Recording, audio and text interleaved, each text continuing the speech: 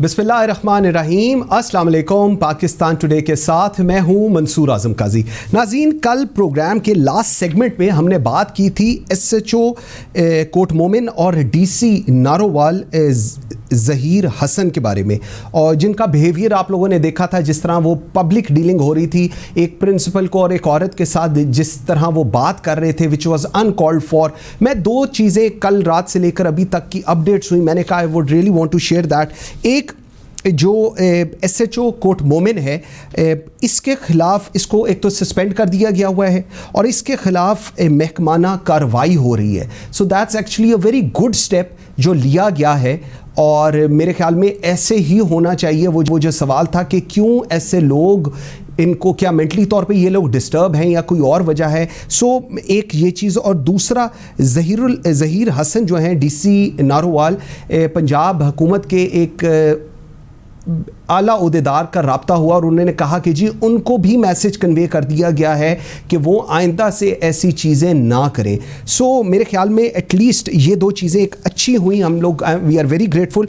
एक चीज़ जो इसमें सोचने वाली है, फूड ऑफ थॉट जिसको मैं कहूँगा, IG पंजाब इनाम गनी मैरिट के ऊपर RPOs को और DPOs को लगा रही हैं। सो मतलब इसका विटनेस पूरा सेंट्रल पुलिस ऑफिसर, जितना लोग, जो लोग पुलिस को जानते हैं वो इस चीज़ को एंडोर्स करेंगे। मेरिट पे लगाया जा रहा है, सीनियरिटी बेस्ड लगाया जा रहा है, जिसका हम लोग हमेशा से कहते रहे हैं कि सीनियरिटी पे लोगों को लगाएं, और वो चीज़ की जा रही है। लेकिन सवाल ये है कि ये जो RPOs और DPOs हैं, ये लोग मेरिट पे क्यों नहीं लगाया जा रहा, इनको SHOs को या SDPOs को ये लोग क्यों नहीं लगा रहे। सो अगर किसी बंदे का कोई क्रिमिनल बैकग्राउंड है, कोई रिकॉर्ड याफ्ता है, तो एक मैसेज अक्रॉस द बोर्ड ज़रूर पास होना चाहिए कि ऐसे लोगों को ट्रांसफ़र पोस्टिंग्स नहीं देनी चाहिए, इनको किसी पोजीशंस पे नहीं लगाना चाहिए। सेकेंडली, जवाद रफ़ीक जो चीफ सेक्रेटरी पंजाब हैं, आई एम श्योर वो बड़े अच्छे कमिश्नर्स लगा रहे हैं। अगर वो अच्छे कमिश्नर्स लगा रहे हैं और उसके बाद वहाँ के रिस्पेक्टिव डिप्टी कमिश्नर ज़िलों के काम ठीक नहीं कर रहे, ये एक एग्जांपल है। ये एक औरत के साथ जिस तरह बात हो रही है, अगर ये नहीं कर रहे तो क्या वजह है। और ऐसे लोगों के लिए चीफ सेक्रेटरी को भी मेरे ख्याल में बड़े स्ट्रॉन्ग इक़दामात लेने चाहिए। That was a food of thought. I really wanted to share it because कल से ये अपडेट हुई थी and I am very grateful कि ये एक्शंस लिए गए हैं। नाज़रीन, थोड़ा सा सियासत की तरफ अब आते हैं। बिलावल ने कहा है कि शहबाज शरीफ और हमसा से अब राबते होंगे।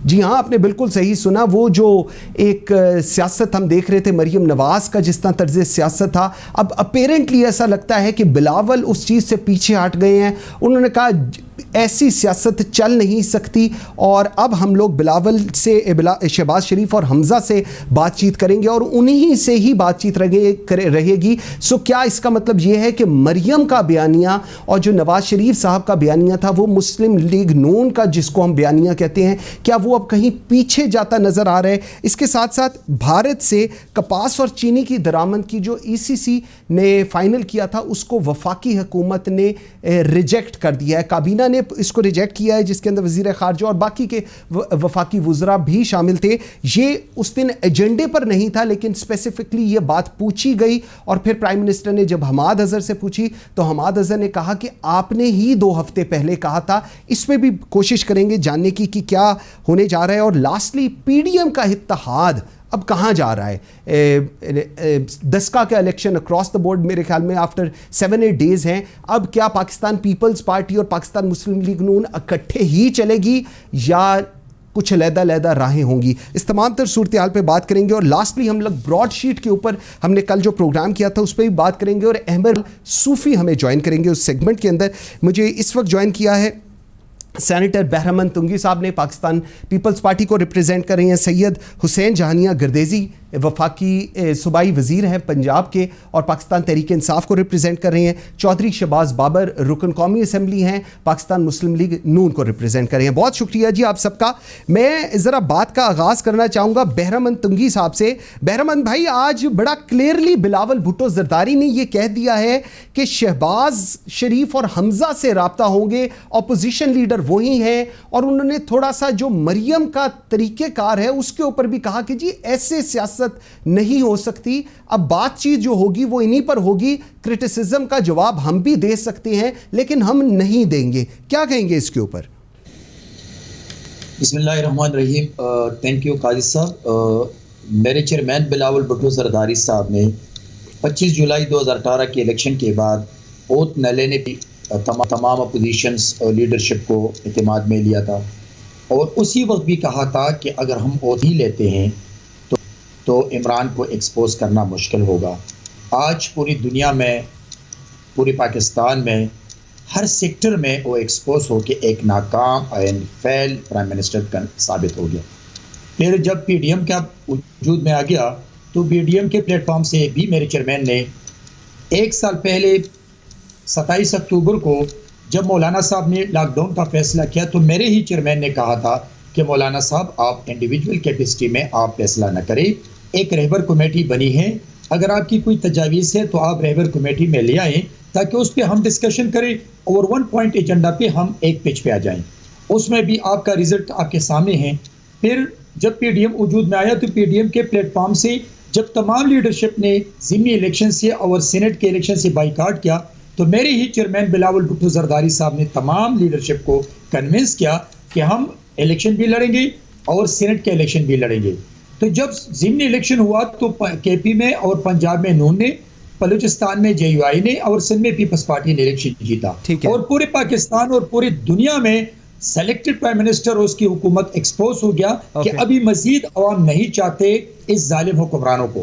फिर सीनेट के इलेक्शन में आज 21-22 सीनेटर्स मुंतखब को की आई है अपोजिशन के, और उसमें पंजाब से अनअपोज 5 मुस्लिम लीग नून की भी आए हैं। तो मैं समझता हूं कि आज अगर बिलावल भुट्टो जरदारी साहब ने फैसला किया है, मैं समझता हूं कि आज से 1 हफ्ता पहले मेरे चेयरमैन ने हम सबको ये डायरेक्टिव्स दी सख्ती से कि आप तमाम PDM के लीडरशिप के बयानात का जवाब न दे।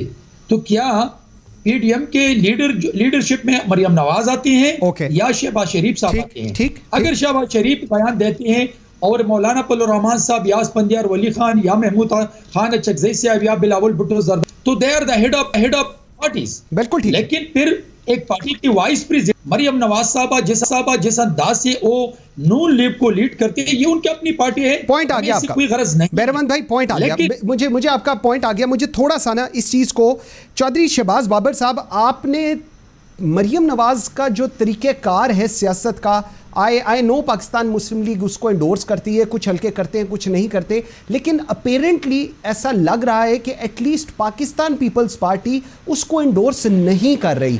बिलावल के आज बयान और उसके बाद अब आइंदा आने वाले दिनों में जो डस्के के इलेक्शन दोबारा होने जा रहा है, इसके ऊपर आपका क्या व्यू पॉइंट है जी? अवल तो बिस्मिल्लाह मसूर भाई, मैं ये कहूँगा जो मैडम मरियम नवाज साहबा का जो बयान है, उनका जो तर्ज जो सियासत है, उसी वजह से PDM की वजह से ही, उनकी तर्ज सियासत की वजह से पूरे पाकिस्तान के अंदर रैली चली, पूरे पाकिस्तान के अंदर जलसे हुए, पूरे पाकिस्तान के अंदर उन्होंने जुलूस किए, पूरे पाकिस्तान के अंदर मूवमेंट चली, और पूरे पाकिस्तान के लोगों के अंदर घर घर जाके एक जो शऊर दिया है, जो ये बताया गया ये कि इमरान खान साहब की जो चोर हुकूमत है, बेकार हुकूमत है, नाकार हुकूमत है, ये कि नलायकों का टोला इकट्ठा हुआ है, और जो कि अपने हर बात के यू टर्न लेती है, लोगों के घर घर जाके बात पहुंचाई है, वो भी सिर्फ मरियम नवाज के जो तर्ज को, जो उनका सियासत है, उस वजह से पहुंचाई गई है। और अभी ये बात कर रहे हैं, अगर ये कहते हैं कि मरियम नवाज अगर वाइस प्रेसिडेंट है, अगर शहबाज साहब अगर जेल में थे और हमजा साहब जेल में थे, तो पीछे मरियम नवाज साहिबा ही थी जिन्होंने पार्टी को लीड करना था। अब देख हमजा साहब बाहर आ गए हैं, अल्लाह करे का शहबाज साहब बाहर आते हैं, तो जाहिर बात है शहबाज शरीफ साहब जो पार्टी के वो प्रेसिडेंट हैं, तो जाहिर बात है फिर वो आगे आएंगे, जो फैसला करेंगे। और मैं जो मर्जी बात करें, मरियम नवाज साहबा हो, शहबाज साहब हो, हमदा साहब हो, मगर सियासत वही होगी जो मियां नवाज शरीफ का बयानिया है, और उसी के ऊपर आगे सियासत चलेगी। ठीक हो गया, बिल्कुल ठीक है। गर्देजी साहब, जो PDM की सिचुएशन है, अपेरेंटली इसकी win win situation Pakistan Tehreek Insaf के पास है, क्योंकि दराड़ों का वक्त शायद गुजर गया है, चीज़ें थोड़ी आगे चली गई हैं। आज बिलावल की जो स्टेटमेंट आई and all that, Pakistan Tehreek Insaf के पास मेरे ख्याल में एक और अपॉर्चुनिटी है कि आप लोग डिलीवर करें और ये ऑपोजिशन आपस में जो लड़ झगड़ रही है इनको लड़ने दें। क्या व्यू है आपका जी? बिस्मिल्लाहिर्रहमानिर्रहीम, आपकी बात बिल्कुल सही है कि PDM का मेरे नज़दीक तो पहले ही ये इत्तेहाद जो था ये एक गैर फितरी इत्तेहाद था। इसमें मुख्तलिफ पार्टीज जो वो PDM का हिस्सा थी, उनकी जो नजरियाती इख्तलाफात इतने ज़्यादा थे कि उनका साथ चलना हमें तो पहले ही नज़र आ रहा था कि मुमकिन नहीं है। ठीक है। और ये वक्त ने अब साबित कर दिया है। और अब जैसे आप देख रहे हैं इख्तलाफात सामने आए, इनकी हंडिया जब चौराहे पे फूटी है तो अब इन्हें वो एक दूसरे पे इल्ज़ाम तराशी कर रहे हैं। और ये इसी तरह ही इनका अल्टीमेट अंजाम होना था जो हमें पहले से ही मालूम था। और उसका नतीजा है कि आज एक दूसरे को मुर्द इल्ज़ाम ठहरा रहे हैं। दूसरा, मैं यहाँ पे ये बात भी कहूँगा कि अगर दो जमातों के कायदीन को वो अगर कंपेयर किया जाए तो उसमें मरियम बीबी का रवैया जो है वो नहायत ही इमेच्योर रहा है through out this PDM movement. और उसी इमेच्योर नजरिए की वजह से इनको आगे मुश्किलात पेश आती रही हैं। और यही वजह है कि मेरा ख्याल है, मेरा ये अंदाज़ा है कि शहबाज शरीफ साहब ने जब अपनी बेल एप्लीकेशन कोर्ट से विड्रॉ की थी तो वो एक विलिंगली ही अपने आप को इस पीडीएम की इस मूवमेंट से पीछे हटाना चाह रहे थे। और उनका ख्याल था शायद कि ये अब मरियम बीबी जो अपनी जिद पूरी करना चाहती हैं ये कर लें तो फिर वो उसके बाद ही पॉलिटिकल एक्टिविटी शुरू करेंगे। बिल्कुल ठीक। और ये अब जाहिर हो गई है बात। ये तो आपने और अब आपने देखा है कि दे दीजिए कि शहबाज शरीफ साहब ने अपनी बेल एप्लीकेशन विड्रॉ की थी। इसमें मैं चौधरी शहबाज बाबर से जरूर जवाब लूंगा। बहरमन तुंगी साहब, मुझे एक चीज, ये तो इन्फॉर्मेशन नहीं है, ये तो प्रेस में कितनी दफा आ चुका है और ये कोई ढकी छुपी बात नहीं कि उन्होंने अपनी बेल एप्लीकेशन आप फिक्र ही ना करें, अभी मैं चौधरी शहबाज बाबर से इस पे जवाब लूंगा। बहरमन तुंगी साहब, आपकी तरफ आता हूं। मुझे एक तो आप हंस रहे थे, मुझे बताइएगा मुस्कुराने की क्या वजह थी? पहले प्रोग्राम में चौधरी शहबाज बाबर मुस्कुराते थे, आज आप भी मुस्कुरा रहे हैं, एक तो ये बताइएगा। दूसरा, एक गिला जो है ना इस वक्त, वो आप लोगों के साथ गिला ये है कि बलूचिस्तान अवामी पार्टी, जिसको आपने सुना होगा बाप बाप आजकल बड़ा नाम चल रहा होता है, और दिलावर ग्रुप, पाकिस्तान पीपल्स पार्टी को इनसे वोट नहीं लेना चाहिए था। ये है दुख पाकिस्तान मुस्लिम लीग नून का जो आप लोगों के लिए है। क्या कहेंगे इसके ऊपर? मंसूर भाई, दो बातें मेरे हंसने पे और आपने दिलावर ग्रुप पे बात की बाप पे, तो मैं हंसने पे बात करना चाहता हूँ कि मेरे भाई ने कहा कि गैर फितरी इत्तेहाद, तो मैं इसकी फितरी इत्तेहाद पे थोड़ा सा बात करना चाहता हूँ कि सेलेक्टेड साहब ने during the election campaign Sheikh Rashid साहब को शेदा टली नहीं कहा था, इनको नहीं कहा था कि मैं उसको चपरासी भी भर्ती नहीं करूंगा। फिर काप लीग के लीडर्स को पंजाब का बड़ा डाकू नहीं कहा था। फिर एमक्यूएम को कराची के कातिल नहीं कहा था। फिर इसके सेलेक्टेड साहब ने आज़ाद मिनेस को ज़मीर फिरोश नहीं कहा था। तो मैं अपने इस भाई से पूछना चाहता हूं कि आपकी हुकूमत में जो 5-6 जब सीनेट के इलेक्शन साबित हुआ तो उसमें आपने अक्सरियत और इत्तेमाद खो चुका है, लेकिन क्या एमक्यूएम के बारे में, काप लीग के बारे में, शेदा टली के बारे में और आज़ाद मिनेस के बारे में आपके सेलेक्टेड साहब का आज भी वही स्टांस है जो इलेक्शन कैंपेन के दौरान था? आज ये बताएं। इसी पे मुझे हंसना आता है और मैं इन लोगों के स्टेटमेंट पे हमेशा हंसता हूं कि इनका ना पाँव है ना पैर है और ये जो भी पूछना चाहते हैं उसका जवाब नहीं है। दूसरी बात बाप के बारे में आपने पूछा।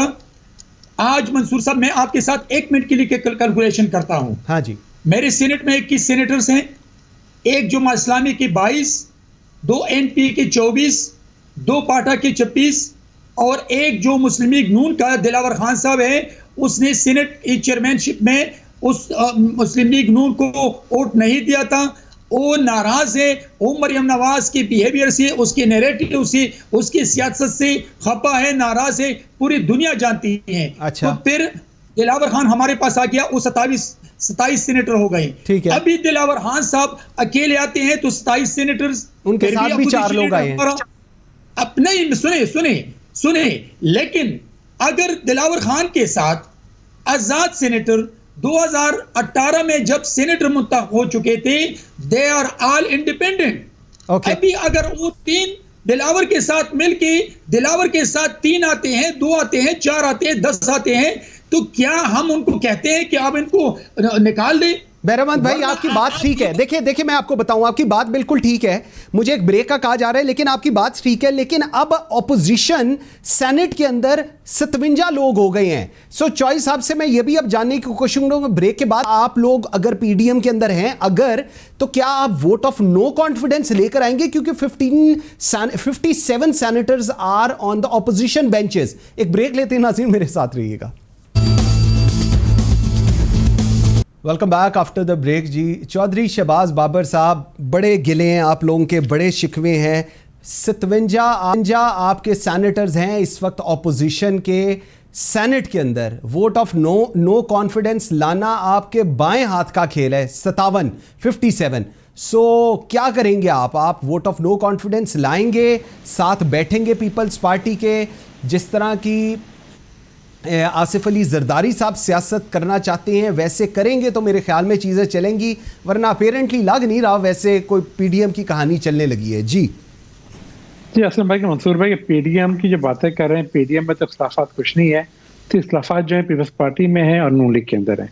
ओके, बेसिकली दो बड़ी जमातें हैं। ठीक है, मगर इसमें यह कि पीपल्स पार्टी को पता है इख्तिलाफात कैसे दूर करने हैं, और 57 हैं। जैसे हमारे भाई ने बड़ी अच्छी कैलकुलेशन की, ये इतना किया, ये क्या, हमारे पास ये हो गए, वो हो गए, तो उनको बोला वोट ऑफ नो कॉन्फिडेंस ले आए चेयरमैन के खिलाफ, तो आपके इख्तिलाफात खत्म हो जाते हैं, आप आ जाएं। और आपने बाप के पास जरूर जाना था, अगर आपको वाकई इतनी जरूरत थी अपोजिशन लीडर बनने की, बहुत जल्दी थी, अगर यूसुफ गिलानी साहब माशाल्लाह प्राइम मिनिस्टर रहे हैं, आप बैठते पार्टी पीडीएम में गुफ्तगू करते, बात करते, क्या पता आपको बना देते वो लोग। आपने ऐसे क्यों है कि बैकडोर डिप्लोमेसी कर कर आपने उनको बगैर एतमाद में लिए, जो काम करेंगे फिर गिले शिकवे तो होंगे भाई।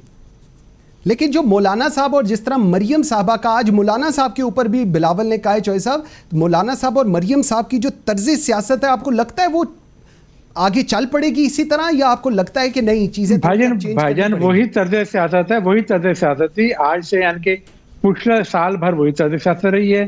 बिलावल साहब इसमें साथ थे, पेश थे, पूरी पीपल्स पार्टी पेश थी। ओवरनाइट क्या हुआ कि तर्ज सियासत एकदम से तब्दील करनी पड़ गई। अगर आपको इतराज था तो पीडीएम के साथ, यानी कि अभी तक तो वही चल रही थी ना। हाँ। मरियम बीबी जो कर रही थी वही हो रहा था, मौलाना साहब वही कर रहे थे, सभी कुछ वैसे चल रहा था। पीपल्स पार्टी भी साथ में थी, जब कराची में जलसे हुए हैं, या पंजाब में हुए हैं, ये केपीके में हुए हैं, जब कश्मीर का जो गिलगित बल्तिस्तान का इलेक्शन लड़ा गया है, तब भी यही तर्ज सियासत थी। तो भाई ऐसी क्या वजह हुई है कि ओवरनाइट आपको तर्ज सियासत के ऊपर आपको गिले शिकवे खड़े हो गए हैं आपके?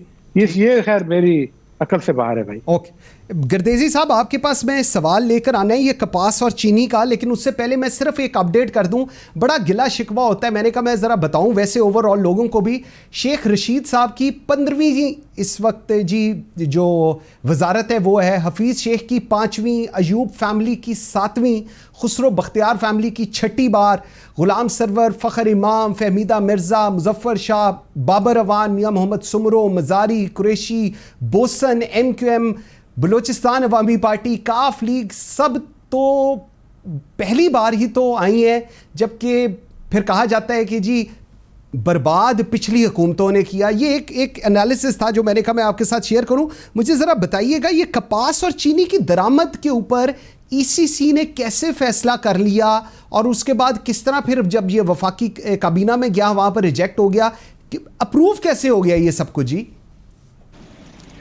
जी मैं इस पे आता हूँ। इससे पहले मैं सेनेटर साहब की गुफ्तगू का थोड़ा सा जवाब देना चाहता हूँ। उन्होंने कहा कि जी प्राइम मिनिस्टर साहब ने फलां के बारे में ये अल्फाज कहे और फलां के बारे में ये अल्फाज कहे, तो उन्हें ये बात सोच के करनी चाहिए थी कि, और अगर माजी के अल्फाज पे जाना है तो फिर तो वो पीपल्स पार्टी को और नून लीग के साथ कभी भी इत्तेहाद नहीं करना चाहिए था, पीडीएम में साथ नहीं बैठना चाहिए था, क्योंकि माजी में जो नून लीग मोहतरमा बेनजीर भुट्टो साहिबा के बारे में कहते रही है, उसके बाद इनमें अगर कोई गैरत का तकाजा तो यही था कि ये उनके साथ ना बैठते।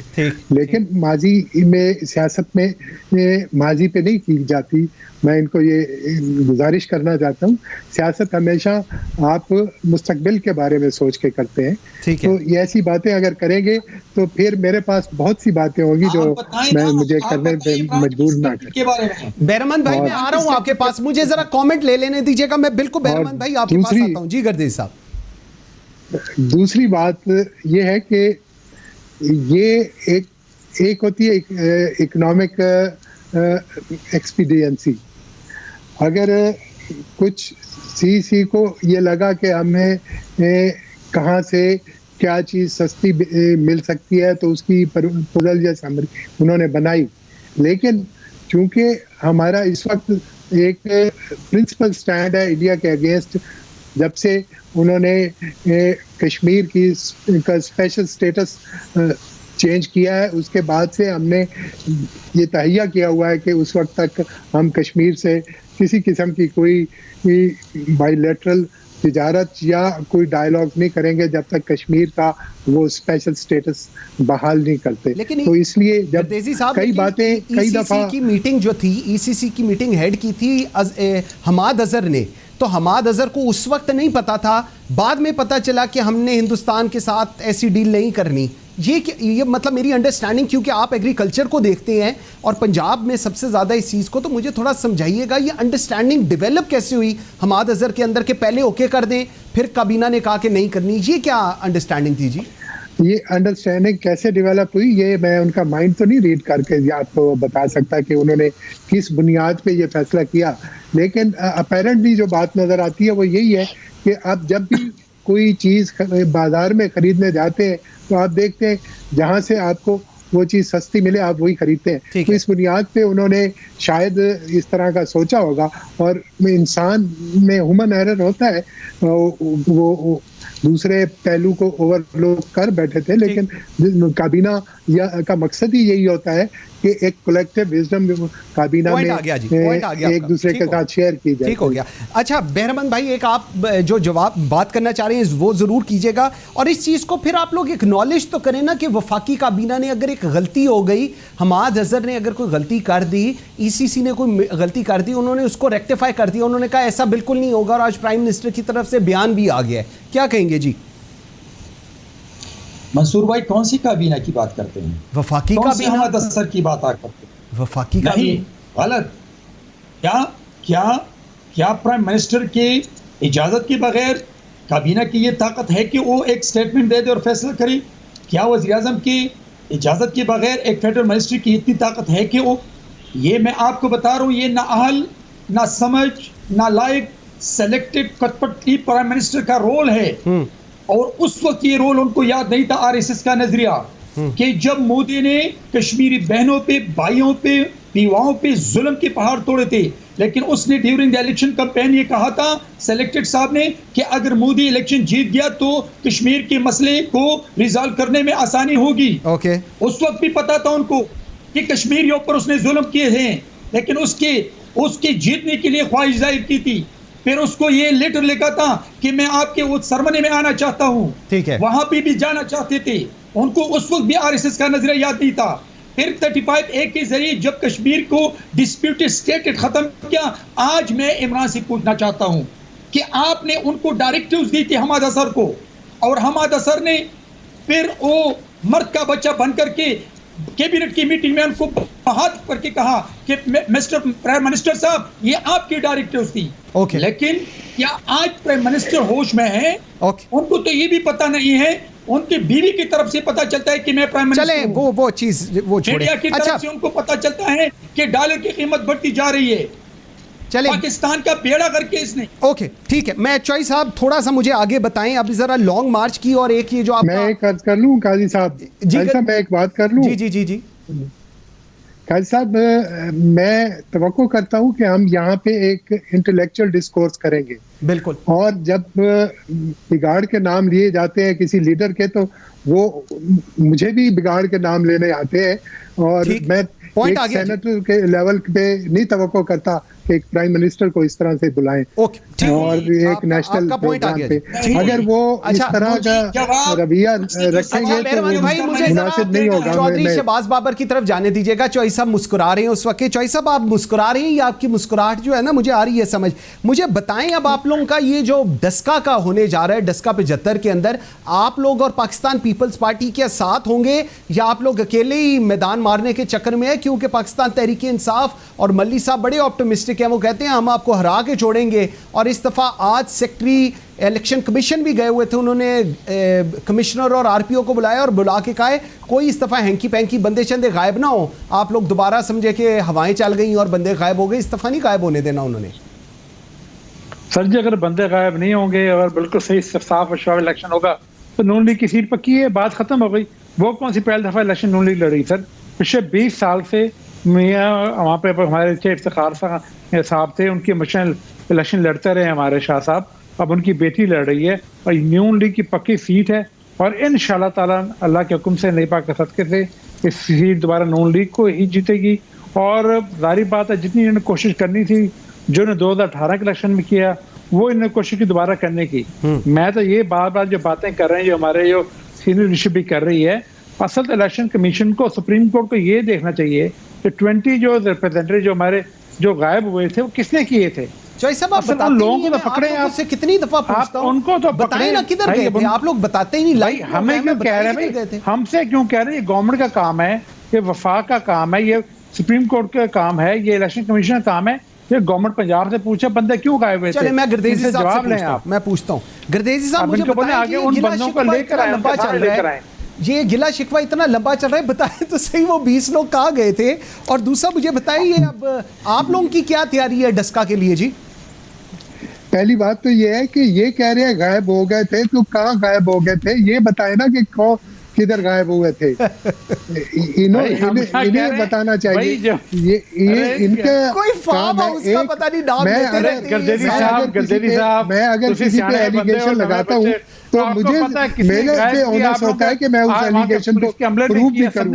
अगर ये एलिगेशन को प्रूव नहीं कर सकते तो इसका मतलब है कि रिटर्निंग अफसर खुद कह रहे हैं, ये तो ऐसी अफसर खुद कह रहे हैं बातें गायब हो गए थे, गवर्नमेंट बताएगी गायब मोबाइल खत्म हो गायब होने का कहे आप रहे और बताएं हम कभी जिन्नात आ जाते हैं, बात हुई। कभी क्या हो जाता है, समझ नहीं आती। सब आपको भी नहीं पता कहाँ थे वो लोग, मतलब कहने की मतलब है कि आपको भी नहीं पता। मैं कोई गायब करने वालों में से था जो मुझे पता होते। अच्छा ठीक, आप नहीं थे ना, आपकी पार्टी के बाकी बंदे सर, आप तो शरीफ आदमी हैं, अल्लाह ना करे आप कभी ऐसी हरकत करें। अच्छा मतलब आपका ये पाकिस्तान तरीके इंसाफ में गर्देजी साहब के अलावा शरीफ लोग नहीं है, कैसी बातें कर रहे हैं चॉइस सर? बहुत कम है सर, बहुत कम है, सारे शरीफ है जी, सारे रिस्पेक्टेबल है, ठीक हो गया। नहीं सब नहीं है सर, सब नहीं है, शरीफ खानदान है जी सारे। सेनेटर बहरमन तंगी साहब, सैयद जहानिया गर्देजी साहब, चौधरी शहबाज बाबर साहब जी, बहुत शुक्रिया आप लोगों का, आई एम वेरी ग्रेटफुल। एक छोटी सी ब्रेक लेते हैं, ब्रेक से वापस आते हैं। तो कल हम लोगों ने ब्रॉडशीट के ऊपर प्रोग्राम किया था और हमें इस वक्त ज्वाइन करेंगे उस पर बात करने के लिए अहमद बिलाल सूफी साहब। एक ब्रेक के बाद मेरे साथ रहिएगा। Welcome back after the break जी। नाज़रीन, ब्रॉडशीट इंक्वायरी रिपोर्ट जो जस्टिस अजमत सईद शेख साहब ने लिखी है उसमें बड़े स्वेयर एलिगेशंस भी लगाए गए हैं, जिनमें से एक एलिगेशन उन्होंने अहमद बिलाल सूफ़ी जो पाकिस्तान के बड़े मशहूर लॉयर हैं, बैनुल-अक़वामी माहिर कानून हैं, उन पे लगाए गए हैं। आई एम श्योर कि वो अपना बिल्कुल परस्यू करेंगे कोर्ट ऑफ लॉ के अंदर, but I actually requested him कि आप आएँ और आप अपना व्यू पॉइंट दें, जो चीज़ें एक एलिगेशन लग गई है और पूरे मीडिया के ऊपर इसको लेकर एक क्योस हो रही है। So I am very grateful, मुझे इस वक्त ज्वाइन किया है Ahmed Bilal sir, thank you very much. Ahmed साहब, मुझे 2-3 चीज़ें थी, मैंने कहा आपकी मैं अंडरस्टैंडिंग भी समझ लेंगे ज़रा। पेज नंबर 21 पे कहा गया है कि व्हेन दिस टर्मिनेशन जो था happened with the agreement with the broadsheet and IAR says NAB has no vacancy of Prosecutor General accountability. A vacancy was created for Ahmad Bilal Sufi who will spearhead all the legal issues, so responsibility was set on you as NAB and Government of Pakistan representative. क्या कहेंगे जी इस पे? देखिए ये काफी गलत बात है और हकायक से बिल्कुल मुतजाद बात है। प्रोसिक्यूटर जनरल एक परमानेंट स्टैट्यूटरी पोस्ट है जिसकी अपॉइंटमेंट का पूरा प्रोसेस है। मैं प्रोसिक्यूटर जनरल कभी भी नहीं रहा नैब का, ना ही कोई एक्टिंग चार्ज था। मैं तो उनका एक आउटसाइड कंसल्टेंट था रिटेनरशिप पर, उनके और इंटरनेशनल लॉ के मैटर्स, खासतौर पे जो यूएन कन्वेंशन था ऑन कन्वेंशन ऑन करप्शन, उसके बाबत काफ़ी मामलात थे जिस पर मैं उनको एडवाइस करता था। ये जो कहना है कि मैं प्रोसिक्यूटर जनरल की जगह पर काम करना शुरू हो गया था, ये तो बिल्कुल गलत बात है। It is against the facts. और अगर उनका एक प्रोसिक्यूशन विंग होता है, उसके अलावा उनका एक पूरा ओवरसीज विंग होता है, और अमूमन ये हुआ करता है कि प्रोसिक्यूटर जनरल ना हो तो किसी को भी वो एक्टिंग प्रोसिक्यूटर जनरल लगाते हैं। तो उस जमाने में जो भी एक्टिंग प्रोसिक्यूटर जनरल होगा, जिसके पास उस ऑफिस का चार्ज होगा, उसकी रिस्पॉन्सिबिलिटी है। तो ये कहना कि मैंने वो एक्वायर कर लिया उसके जिम्मेदारियां, ये तो बिल्कुल हकीकत से मुतजाद बात है। So you are actually denying this कि that thing has never happened. आपने वहां पर एज प्रोसिक्यूटर जनरल अकाउंटेबिलिटी काम ही नहीं किया? जी नहीं, बिल्कुल भी नहीं किया। और प्रोसिक्यूटर जनरल अकाउंटेबिलिटी, जिस तरह मैंने आपको अर्ज किया, एक स्टैट्यूट का होता है जो नैब और नैब का जो कानून है उसके अंदर लिखा हुआ है। उसकी अपॉइंटमेंट का मखसूस तरीकेकार है, ठीक, और उसकी रिमूवल का भी मखसूस तरीकेकार है। तो मैं तो उस प्रोसेस से कभी गुजरा ही नहीं, ना मैंने वो अपॉइंटमेंट कभी ली, ना मैंने वो ऑफिस कभी लिया। तो ये फर्ज कर लेना कि उसके फराइज मनसबी भी मुझ पर मुंतकिल हो गए, हाँ। मेरा ख्याल है ये लीगली भी दुरुस्त नहीं है और फैक्चुअली जिस तरह मैंने आपको बताया ये बिल्कुल गलत है। ओके, अच्छा, दूसरी चीज, पेज नंबर 22 में जस्टिस अजमत सईद शेख साहब कहते हैं कि an illusion was created by Ahmar Bilal Sufi that a settlement with the broadsheet was possible, whereas Tariq Rahim, जो उस वक्त के IER के हेड थे, he said कि we did not settle anything with broadsheet। Sir, इस पे क्या आप कमेंट करना चाहेंगे? देखिए, इल्यूजन की कोई बात नहीं थी, बल्कि जो नैब के ऑफिशियल्स थे, नैब के चेयरमैन से लेकर डाउनवर्ड, उनका ये मौक़िफ़ रहा कि दोनों की सेटलमेंट एक साथ होनी चाहिए। ओके, और ये इंस्ट्रक्शंस थी कि दोनों की सेटलमेंट एक साथ होनी चाहिए तो फिर होगी। ठीक है। और उसका कॉन्टेक्स्ट था वो ये था, 2007 में NRO का कानून आ गया था। और उसके नीचे जो उस वक्त की हुकूमत थी, उसने अपने तौर पर वादे किए हुए थे मियाँ साहब की फैमिली से भी, जरदारी साहब की फैमिली से भी, कि वो उनकी केसेस और उनके सारे मामलात को कंक्लूड करवा देंगे। उस प्रोसेस में आपको याद होगा, ये जो लोग उस जमाने में थे कि 2007 के NRO के बाद पूरे मुल्क में तमाम केसेस जो थे वो जल्द अज जल्द ट्रायल जो थे उनको निपटाया गया, उनको ख़त्म किया गया। ये भी उसी प्रोसेस का हिस्सा मैं समझता हूँ बना, दोनों मामला IAR की नेगोशिएशंस भी और साथ साथ ब्रॉडशीट की भी। अब क्योंकि ब्रॉडशीट के जेरी जेम्स के बारे में ये सब लोग जानते थे, वो आया जाया करता था, उसके बारे में इनको इत्मीनान था, तो इसलिए मेरा ख्याल है इन्होंने उसकी ड्यू डिलिजेंस के लिए किसी वकील को हायर नहीं किया, ना उसकी ड्यू डिलिजेंस की इंस्ट्रक्शंस के लिए आइल ऑफ मैन में किसी वकील को इंस्ट्रक्शंस दी, ना इन्होंने उसकी ड्यू डिलिजेंस के लिए मुझे इन राइटिंग कोई इंस्ट्रक्शंस दी। तो वकील तो देखिए सिर्फ वो काम कर सकता है जो उसको ऑथराइज उसका क्लाइंट करे। अगर क्लाइंट कोई इंस्ट्रक्शन इशू नहीं कर रहा तो वकील आज खुद नोटिस लेकर तो काम नहीं कर सकता। एग्जैक्टली लेकिन सूफी साहब, आपका पॉइंट बड़ा वैलिड है, लेकिन पेज नंबर 23 इसी को मैं बात करना चाहूँगा। उसके अंदर मेंशन किया हुआ है कि आपने being Ahmar Bilal Sufi deal with Jerry James and you discovered that in Isle of Man broadsheet was winding up but did not check the power of attorney and authority who signed that Jerry James के ऊपर, as he was a sham person and didn't have authority to do what। मतलब ये फिर कैसे? वो तो कह रही हैं कि आपने इससे डील कर रहे थे, आपको पता था सारी चीज़ों का, लेकिन अगर आपको कोई अथॉरिटी नहीं दी गई थी तो फिर आप किस तरह डील कर रहे थे इस चीज़ पे? जी देखिए, उन्होंने मुझे यही कहा था ना, जब उन्होंने मुझे टिकट दिया, उन्होंने अपना एक नुमाइंदा मेरे साथ उसकी मीटिंग के लिए भेजा, तो नैब के चेयरमैन और नैब के हायरार्की की कंसेंट से मैं इंटरेक्ट कर रहा था। जो वो मुझे कम्युनिकेट करता था वो मैं नैब को कम्युनिकेट कर दिया करता था, और नैब का रिकॉर्ड इस चीज़ का गम्माज है, ठीक है, कि मैंने जो भी कम्युनिकेशन उससे की है अंडर ऑथराइजेशन की है या इनको इन्फॉर्म कर दिया है। सो ये कहना कि ये जो चीज़ है मैं खुद ही कर रहा था, ये तो बिल्कुल गलत बात है। मुझे खुद करने की कोई ज़रूरत नहीं थी, ना मेरा कोई इससे ताल्लुक था, ना पहले था ना बाद में रहा। तो इस कॉन्टेक्स्ट में ये आर्गुमेंट बिल्ड करना, ये इन्फरेंस ड्रॉ करना बिल्कुल गलत है, क्योंकि वो जो था उसने दूसरा जो उसने ये अंडरस्टैंडिंग सबको दी थी कि मैं लंदन की मीटिंग में अपने तमाम ऑथराइजेशन डॉक्यूमेंट्स लेकर आऊँगा। ओके, अब लंदन की मीटिंग में ऑथराइजेशन डॉक्यूमेंट्स वो अगर नहीं लेकर आया या लाया वो देखे नहीं गए और उस हिसाब से एग्रीमेंट को फिल इन नहीं किया गया, तो वहाँ पे लंदन की मीटिंग में मुझे बुलाया ही नहीं गया। ना मुझे कहा गया कि इसको सुपरवाइज करें एग्रीमेंट की एक्सिक्यूशन को, ना मुझे कहा गया कि चले पे और वकील हम ले जाते हैं, कोई अटॉर्नी जनरल ऑफिस का नुमाइंदा होता वहाँ, कोई लोकल वकील जो हाई कमीशन के पैनल्स पर होते हैं उसी को बुला लेते कि हम ये एग्रीमेंट एक्सिक्यूट कर रहे हैं। ये शख्स लेटर ऑफ ऑथराइजेशन, मुख्तलिफ बोर्ड रेजोल्यूशंस और अपना मैंडेट के डॉक्यूमेंट्स लेकर आया, ये बैठा, इसको चेक कर लें ताकि हम ये डॉक्यूमेंट एक्सिक्यूट करें। ये सब कुछ मेरे सामने नहीं हुआ, ना मुझे बताया गया। तो एग्रीमेंट भी जब एक्सिक्यूट हो चुका उसके बाद भी मुझे नहीं मालूम हुआ, ना मुझे किसी ने कंसल्ट किया कि हम ये एक्सिक्यूट कर चुके हैं। तो इसलिए मैं समझता हूँ कि मेरा मैंडेट बेहद लिमिटेड था। और उसके कॉन्टेक्स्ट में जो मैंने एग्रीमेंट बनाया वो लॉ मिनिस्ट्री गया, वहां से वो अप्रूव हुआ, उसके बाद वो इवेंचुअली हाई कमीशन में एक्सिक्यूट हुआ। वहां पर मेरी मौजूदगी नहीं थी, ना मुझे साइडलाइन कर दिया गया उसके बाद से ऑनवर्ड्स। तो मैं समझता हूँ कि इस एफर्ट करना, ये जिम्मेदारी डालना, ये जो है ये गलत है। ठीक, लास्ट मुझे जरा बताइएगा, ये कहा जा रहा है कि जी ये जो सेटलमेंट थी जिसका भी आप रेफरेंस भी दे रहे हैं, गलत सेटलमेंट की गई, रॉन्ग पेमेंट की गई टू द कंपनी, और ये पूरी सेटलमेंट इनवैलिड हुई और Pakistan has faced $29 million hit. So इसका आप क्या समझते हैं, who is the person responsible for this, जिसका इतना जो इस वक्त ब्रॉडशीट की जो अब रिपोर्ट आई है, हु इज़ रिस्पॉन्सिबल? देखिए, इसमें मैंने तो जिस तरह मैंने आपको बताया, लंदन की मीटिंग के बाद मुझे कोई ताल्लुक इस मामले पे नैब ने मेरे से नहीं रखा 2008 के बाद। ठीक है। अब उसके बाद के जो वाकयात हैं उसके जवाब तो वो लोग देंगे जो ये आर्बिट्रेशंस को हैंडल कर रहे थे जब ये क्लेम्स आए। उस वक्त भी इस शख्स ने कहा कि मैं आउट ऑफ कोर्ट सेटल करने को तैयार हूँ, शुरू में खतूत लिखे। फिर जिस तरह से आर्बिट्रेशन को हैंडल किया गया, अगर टाइम पर इसको एड्रेस कर लिया जाता तो अवार्ड शायद बेहद कम होता।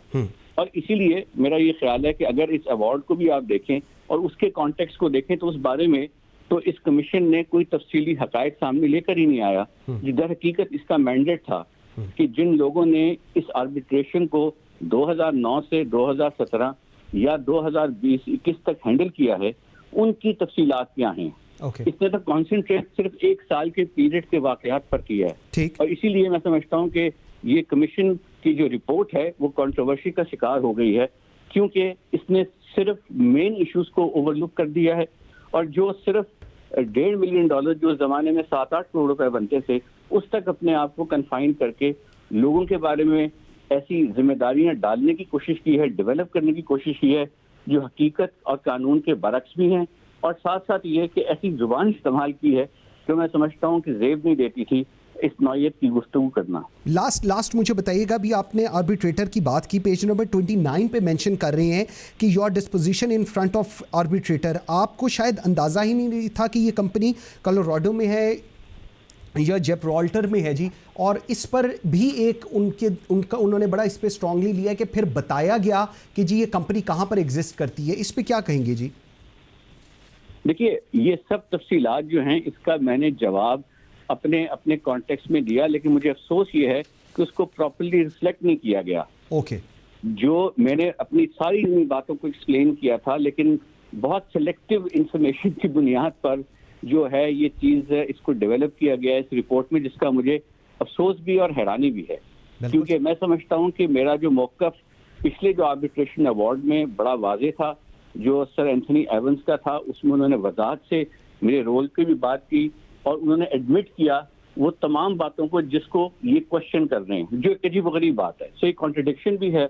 और जिस तरह मैंने कहा कि ये एक ऐसा इन्होंने लीगल बिल्डअप किया है जिसकी नज़ीर भी नहीं मिलती कि आप जो शख्स ऑफिस भी नहीं होल्ड कर रहे उसकी भी रिस्पॉन्सिबिलिटी आप करार दे दें। बिल्कुल ठीक। और आप रिज्यूम कर लें कई ऐसी चीज़ें जो हकायक के बरक्स है। बिल्कुल ठीक है। अमीर बिलाल सूफी साहब, thank you very much. I am very grateful for your time. Viewers, at the end of the programme भी अमीर बिलाल सूफी कह रहे हैं, और जिस तरह ये रिपोर्ट आई है इसको मज़ीद प्रोब करने की ज़रूरत है, इसको कंट्रोवर्सी नहीं बनने देना चाहिए। जो चीज़ें हकायक पर मबनी हैं उसी तरह चीज़ों को आगे लेकर चलना चाहिए। और दोबारा इस वक्त की हुकूमत का ये फ़र्ज़ है कि वो इस चीज़ को प्रॉपरली प्रोब करे ताकि ये एक डिबेट कंट्रोवर्सी की शुरू ना हो। अगर ये डिबेट कंट्रोवर्सी की होगी तो पिछले की तरह, पास्ट की तरह जितने कमीशन और जितनी रिपोर्ट्स आई, कहीं ये वैसे ही रद्दी के डब्बे में ना चली जाए, जो नहीं होने देना। Thank you very much for watching Pakistan today. बशर्ते ज़िंदगी आपसे मुलाकात होगी कल। मुझे मंसूर आज़म काजी को इजाज़त दीजिए। अल्लाह हाफ़िज़।